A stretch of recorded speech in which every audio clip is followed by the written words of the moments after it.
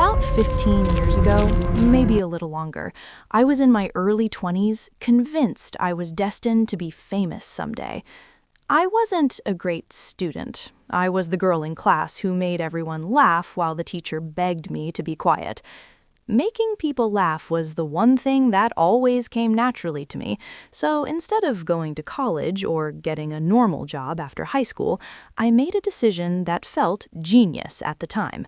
I was going to become a stand-up comedian. Spoiler alert, I did not become a famous comedian. Honestly, that might have been the funniest joke of my entire career. Instead, I spent years bombing on stage in front of strangers, and somehow that still wasn't the worst thing that happened to me. The most terrifying experience of my life came during that time, and even now, I can still feel it when I think about it. For a little context, stand-up comedy is brutal when nobody knows who you are. It's not glamorous, it's not profitable. Back then, comedy wasn't nearly as popular as it is now either. It was a grind in every possible way. You'd question every life choice you ever made each time you stepped on stage, until one crowd laughed at one joke. And that feeling, hearing people cheer, hearing real laughter, was addictive. It was enough to keep me chasing it. Part of that chase meant hunting down any gig I could find. Paid shows were rare. Most of the time, I was lucky just to get 5 minutes on stage somewhere. My hometown had a few open mics, but nobody gets paid for those. Half the time, you were performing between singers, poets, and people pouring out their trauma into microphones. Nothing destroys a comedian faster than following someone who just made the room cry with spoken word poetry. After a few years, I started reaching out to club promoters and local comics who booked real shows. Usually those gigs were hours away, sometimes even farther. I did a few of them, and that's when the grind became something darker. I wasn't getting paid. I was driving 4 or 5 hours across state lines just for 5 minutes of exposure. Not ideal when you're broke and surviving on hope. Then one night, I got what felt like my big chance. There was a comedy competition being held 5 hours from where I lived. First prize was $1,000, but I didn't care about the money nearly as much as the fact that several moderately famous comedians were judging it. This was my shot, my chance to prove I had something real. The biggest problem was my car.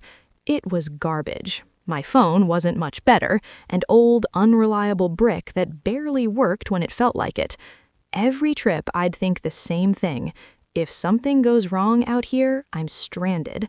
Most of those drives were nothing but empty roads, farmland, and fields stretching forever. No lights, no people, just miles of nothing. Because I was lazy, I didn't double-check my printed MapQuest directions before leaving. I just trusted them and started driving. I still regret that decision. I got lost. The directions stopped matching the roads around me, and before long, I was deep on some backcountry road with no clue where I was going. Thankfully, I always left early because I knew myself well enough to expect disaster. Eventually, while there was still daylight, I drove into what I can only describe as a ghost of a town. Calling it a town might even be generous. There were a few broken-down buildings, a handful of old houses, and one small gas station. That was it. The entire place felt like it had been forgotten. Outside the gas station stood a few people. They looked rough, not dangerous exactly, but worn down by life in a way that made me uneasy. I rolled down my window and asked where I was, then asked if I was heading in the right direction. They were cold with me immediately. Short answers, blank expressions, the kind of silence that feels hostile. After an awkward exchange, one of them finally told me I'd missed a turn miles back, but if I kept driving straight long enough, I'd eventually hit the road I needed. I thanked them, even though none of them reacted, and pulled up to the pump. While I was filling my tank, I felt it, that heavy sensation of being watched. I looked over. Several of them were staring at me, completely still. No talking, no movement, just those dead, empty eyes fixed on me. At least 4 of them stood there like statues. Something about it made my skin crawl. The second my tank was full, I got back in the car and left as fast as I could. To calm myself down, I started rehearsing my routine out loud. I even laughed to myself, thinking maybe I could turn the weird town into material for a joke someday. Not long after I left, an old white pickup truck flew past me at high speed, beat up, rusted, loud. I didn't think much of it then. About an hour later, dusk had settled in. Trees lined both sides of the road now, swallowing the light. No houses, no traffic, just darkness creeping in. I had the sinking feeling I was lost again. Then I heard a violent bang from underneath my car. The steering jerked in my hands. I fought to keep control and pulled over. Flat tire. At least, that's what I thought. When I got out and looked, my stomach dropped. Both front tires were destroyed, shredded. When I crouched down for a closer look, I saw nails driven straight through them, several nails. My hands started shaking. I grabbed my terrible phone, barely any service. I managed to call a tow company, but they asked where I was, and I had no answer. I didn't know the road name. I didn't know the nearest town. I knew nothing. I hung up. Instead of fear, I felt anger first. I was going to miss the show. That was all I cared about in that moment. My priorities were completely wrong. I called one of my friends instead. I described the route, the weird little town, the gas station. He said he'd try to figure out where I was and call me back. By then, it was nearly dark, cold too. Walking back towards town didn't feel smart, so I stayed inside the car and waited. That's when I saw headlights appear behind me in the distance. 2 bright lights on the horizon. I stopped far enough back that I couldn't make out the vehicle, but close enough that the beams flooded my mirrors and burned into my eyes. I told myself it was probably a cop or someone calling for help. I didn't call the police myself because at the time my car wasn't properly inspected or insured. I was more afraid of tickets than danger. Another stupid decision. Several minutes passed. The vehicle didn't move. It just sat there, watching me. Then slowly, inch by inch, the headlights began creeping closer.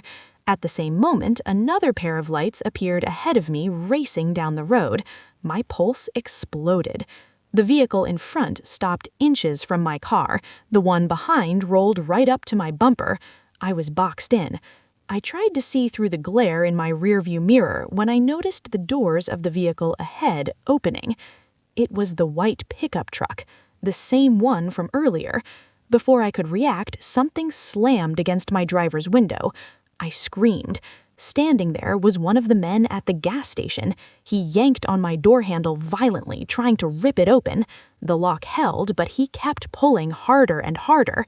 Then the man at my window suddenly stopped.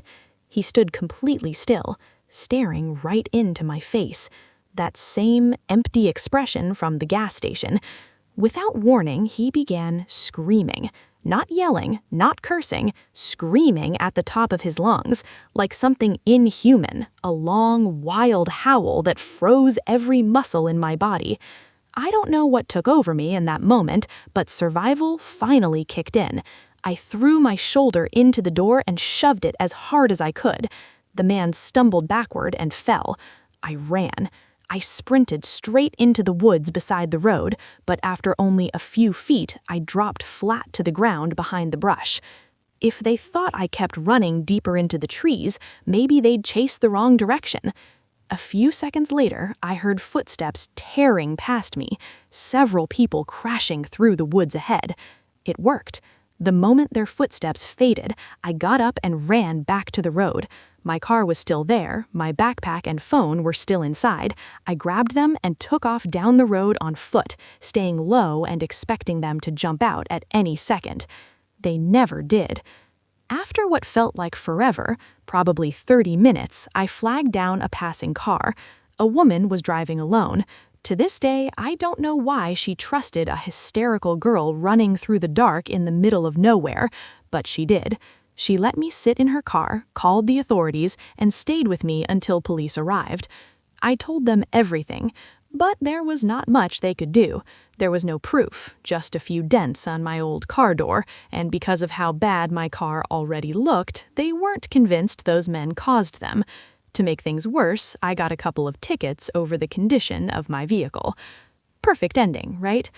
I never found out why those people targeted me. I never learned what they wanted, but one thing was obvious. They were never trying to help. So looking back now, I know how lucky I was to survive that night. So if there's anything to take from this story, it's this. Be careful who notices you when nobody else is around, because some people only show you what they are when there's no one left to witness it. Even now, I don't think I've fully recovered from what happened to my two friends and me last summer. What was supposed to be the perfect girls' road trip became something I still have nightmares about. To understand why it all went so wrong, you need to know one thing about me first. I'm not spontaneous, not even a little. I'm the kind of girl who plans everything weeks in advance. Then I make backup plans for those plans. Every detail has to be accounted for, or I feel like the whole world is about to fall apart. It annoys people sometimes, but that's just how I am. A few weeks before the trip, I had gone through a brutal breakup with my boyfriend of 5 years. It was messy, exhausting, and the kind of heartbreak that makes even getting out of bed feel like work. Around the same time, my best friend Mia had broken up with her boyfriend too. As strange as it sounds, grieving together helped us heal. Misery can be weirdly comforting when someone else understands it. Then our other friend, Jenna, called us with an idea. She was planning a cross-country road trip and wanted us to come. Normally, I would have said absolutely not. Living out of a car, no schedule, no certainty, no plan? That sounds like my personal version of hell. But for some reason, in that moment, it felt exactly like what I needed. All three of us had jobs we could step away from for a while, so we packed up and left. Jenna was nothing like me. She practically lived on the road. She was always disappearing to some hidden mountain town or camping in places that looked like they belonged in postcards. She was the kind of woman who could toss a sleeping bag onto dirt and call it luxury. She lived for adventure. Mia and I were much more sheltered, so we let Jenna become the captain of our little crew. She planned the route, chose the stops, and we followed her lead. The first day was rough for me. I hated not knowing what came next. But after that, something changed. I started enjoying myself. And then we passed the barn. It sat in the middle of nowhere, like something abandoned by time itself.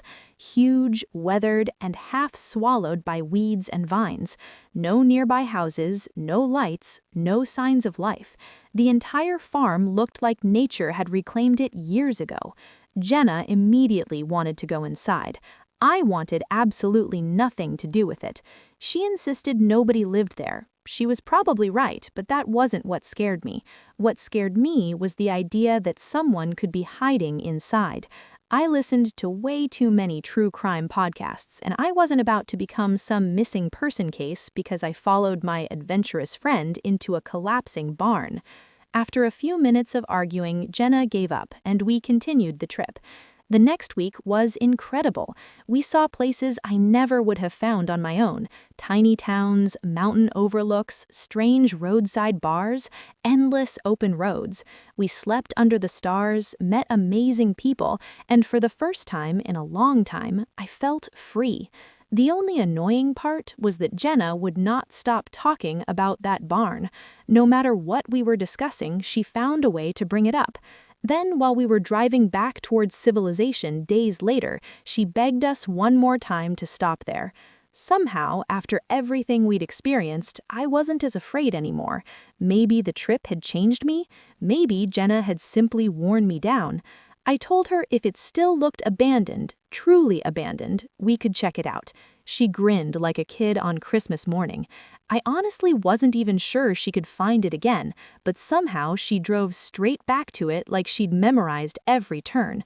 We arrived in the late afternoon. The sun was low, painting everything in gold, but the property still felt wrong. We parked several yards away, just in case some terrifying backwoods stranger actually was living there. Jenna sprinted to the barn first. Inside was even stranger than I imagined. The whole structure creaked constantly. Vines hung through broken walls, dust floated in the air like ash. At times, it almost sounded like the building was breathing. But the weirdest part was the equipment left inside. It didn't look like farming tools. It looked ancient, twisted, like things you'd expect to see in a dungeon, not a barn. Rusted metal frames, hooks, strange wooden mechanisms I couldn't understand. We explored, laughed nervously, and took photos. Then Jenna wanted to check the farmhouse attached to it. By that point, I was too invested to say no. The front door was jammed badly enough that we had to force it open. When it finally gave way, the sound echoed through the empty house like a gunshot. Inside was both creepy and sad. There was almost nothing there. No furniture, no signs of recent life, just a small green table and a matching wooden chair sitting in silence like they'd been waiting for us. I couldn't stop imagining the people who once lived there, families, children, ordinary lives that had somehow vanished, leaving only dust behind. We wandered through the rooms, and I found myself thinking it might have been a beautiful little home once. Then Jenna and Mia made the worst suggestion of the entire trip. They wanted to spend the night there. If you're listening to this now, you're probably thinking the same thing I would think hearing someone else say it. Absolutely not. But in that moment, it felt reckless and exciting. We'd already spent hours there, the sun was dropping fast, and somehow I agreed. We went back to the SUV, grabbed our things, ate sandwiches from the cooler, drank a couple beers, and joked about how insane this story would sound later. Around 9 o'clock, we laid out our sleeping bags on the floor. We set alarms for 6 so we could leave early. We were exhausted. It didn't take long for Mia and Jenna to fall asleep. I'm a light sleeper, so I kept drifting in and out for hours. At some point, maybe around 3 in the morning, I heard something that snapped me awake. A soft shh, like someone was trying to quiet a child. I sat up in my sleeping bag and scanned the room. Moonlight leaked weakly through vines covering the windows, barely illuminating anything. I saw nothing, heard nothing. I convinced myself one of the girls had snored weirdly in their sleep. I laid back down. Then a violent bang exploded against the front door. All 3 of us jolted upright. The door we'd forced open earlier was only leaning against the frame. If someone wanted in, they could push it over in seconds. We froze. No one spoke. We barely breathed. Then came another sound, a soft tapping at the window across the room. Tap, tap, tap. And then the banging at the door started again, harder this time, more deliberate. This wasn't wind, this wasn't the barn settling. Someone knew we were inside. We huddled together, panicking in total silence. People always think they know what they do in moments like that. Fight, run, scream. But terror doesn't work like that. Sometimes it turns you into stone. The banging stopped. Then the door slowly pushed inward. 3 people stepped inside. 2 thin men, 1 thin woman. All look maybe late 30s. They didn't rush us, they didn't yell. They simply walked in slowly and stood there staring at us. And somehow that calmness was worse than violence. Mia started screaming first. One of the men instantly screamed back at her in the exact same pitch, like he was mocking her fear. The woman lifted a finger to her lips and softly shushed us. The man in the middle began making strange gestures with his hands, almost like a mime performing for an invisible audience. That's when I realized all 3 of them were holding masks. They raised them and put them on. I still struggle to describe how disturbing they looked. The man in the center wore a giant purple cube over his entire head. No eyes, no face, just a massive purple cube. The screaming man wore something like a homemade Batman mask from cardboard. The woman wore a pale medical-style mask with long plastic icicles hanging from each side like tusks. Then they began moving towards us, slowly. Every time we cried or begged, they became louder, more agitated, almost feeding off our panic. When we screamed, they screamed too. The woman grabbed my shoulders. She was so thin that pure adrenaline let me shove her backward onto the floor. The two men looked at her for a split second. The man in the cube mask shouted that I was going to pay for that. That moment saved us. Mia had a small pepper spray attached to her keys. She ripped it free and sprayed wildly towards them. The room erupted in coughing and shrieking. We ran. The woman grabbed my ankle as I passed, but I kicked free and kept moving. As I reached the door, I looked back once and saw her reaching into the waistband of her pants for something. I never stayed long enough to see what it was.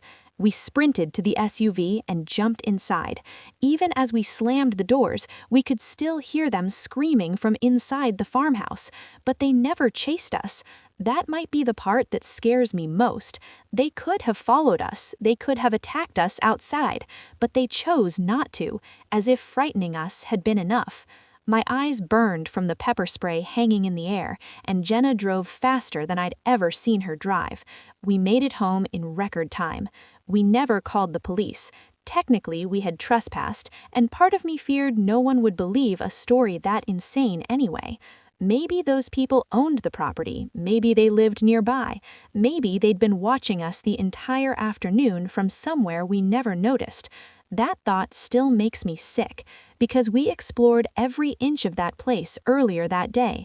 There was no food, no bedding, no footprints in the dust, no fresh tire tracks, no sign anyone had been there at all.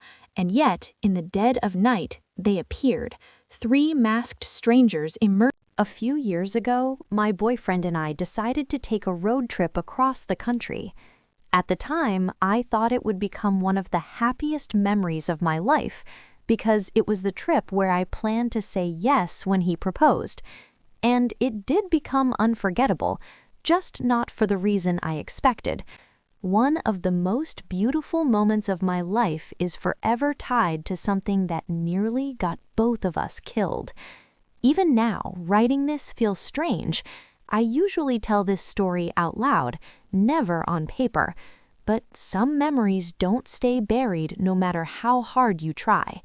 For a little backstory, I owned a pickup truck with a large cargo bed, big enough for an air mattress, blankets, and the two of us to sleep comfortably in the back. We spent days driving through mountains, hiking trails, and sleeping in legal camping areas beneath open skies. I'd camped with my family as a kid and always hated tents, wet ground, and the whole setup process. Sleeping in the truck felt like the perfect compromise, half camping, half comfort. We both loved the outdoors, even if neither of us was exactly built for survival documentaries. Every night felt magical. The weather was perfect, the stars looked endless. If you've never seen the sky far away from city lights, it doesn't even feel real. The only problem was my boyfriend, Daniel, was the lightest sleeper I've ever met. Every gust of wind woke him, every branch snapping, every bird call, every rustle in the dark had him sitting upright like an alarm system. I always offered him something to help him sleep, but he refused. He said he'd rather be tired than groggy. But it wasn't sleeplessness that haunted him on that trip. It was fear. Daniel had a deep, almost irrational fear of bears. Ever since a coworker told him some horror story about a family being attacked while camping, every sound in the woods became a bear in his mind. So every time something moved outside, he was instantly on edge. Now that you know all that, I can tell you about the night that almost became our last. About 3/4 of the way through the trip, he proposed, and I said yes. It was one of the happiest days of my life. We spent the evening celebrating, laughing, talking about our future, and falling asleep under the stars with matching smiles on our faces. The next morning, Daniel looked exhausted, worse than he had the entire trip. When I asked if the noises kept him awake again, he hesitated. That alone was unusual. He always had something to say. Then he told me what happened. Sometime during the night, he woke up because he was sure he heard footsteps circling the outside of the truck. Not animal footsteps, human footsteps. Slow, deliberate pacing around us in the dark. He stayed still and didn't look over the side, but every time he started drifting back to sleep, he heard it again. Walking, pausing, walking. He even thought he heard mumbling at one point. I believed that he believed it, but if I'm being honest, I thought fear and exhaustion were playing tricks on him. I didn't think someone was actually stalking us in the wilderness. Then, before we left camp, I stepped outside and froze. There, in the dirt beside the truck, was what looked like a small footprint. I called Daniel over immediately. He stared at it, then shrugged like it could have been anything. Maybe my footprint, maybe an old mark in the ground. I didn't argue, but I could tell he was trying to calm me down because now I was the one unsettled. Before leaving, I checked the truck carefully. No broken locks, no damage, no secret passenger hiding anywhere. But I did notice something strange. My planner was lying open in the back seat. It had been turned to the page where I'd written every place we planned to stop each night. I tried to explain it away. Maybe I'd left it there, maybe he'd looked at it earlier, maybe it meant nothing. So I put it back in my bag and we hit the road. After a large coffee and a few hours of hiking, I started feeling normal again. We spent the day being obnoxiously in love, taking photos, talking about wedding ideas, and pretending the world only belonged to us. By evening, we set up our little sleeping space in the truck bed for one final night in the wilderness. But the mood had changed. This time, Daniel wasn't afraid of bears. He was afraid of people. I offered to sleep inside the locked cab or even drive to the nearest hotel, but he insisted we stay in the truck bed since it was our last night outdoors. He said he'd stay awake until I fell asleep. It took me a while, but sometime around midnight, exhaustion won. The last thing I remember before sleeping was the glow of an old portable DVD player he'd dug out of storage, playing episodes of Family Guy just to keep the silence from feeling so heavy. That once beautiful silence had turned into something threatening. I woke up later to Daniel's hand on my shoulder. When I opened my eyes, the first thing I saw was his finger pressed to his lips, then his phone screen. Typed in the Notes app were the words, "Don't make a sound. Someone is outside the truck. I'll distract them. Take the keys, start the truck, and I'll jump back in." Every trace of sleep vanished instantly. He placed the keys in my hand. I must have looked terrified, but I didn't make a sound. Then he climbed out of the truck holding a pocket knife. I heard his feet hit the ground. Silence followed. No yelling, no footsteps, nothing. Then I whispered his name before I could stop myself. The next second, he screamed. I scrambled to the edge of the truck bed and saw him collapse to one knee. Something had struck his ankle hard enough to drop him. Then she crawled out from underneath the truck. A woman in a hooded sweatshirt. She moved on all fours at first, dragging herself from the shadows like she'd been living under the vehicle the whole time. In one hand, she held a thick tree branch. She hurled it aside and lunged at him. He raised his arms to defend himself. That's when she pulled out a knife. Not a hunting knife, not something normal. It looked like a kitchen knife gripped in trembling hands. She started slashing wildly, screaming in broken, erratic bursts that didn't sound fully human. Daniel backed away, trying to draw her farther from the truck. Then he shouted for me to start the engine. I jumped from the truck bed, ran to the driver's door, and got inside. My hands were shaking so badly I nearly dropped the keys. The engine roared to life. The woman snapped her head toward me and charged. I hit the gas. Dust exploded behind the tires as I drove forward. She stopped and let out a scream so sharp it cut through the night. Then I did something I still can't believe I had the nerve to do. I turned the truck around and drove straight back towards them. At the last second, she dove out of the way. Her hood flew back, and Daniel went pale. I'll never forget the look on his face. He whispered her name. It was his ex-girlfriend. I knew about her in vague pieces. They'd had a toxic breakup years earlier.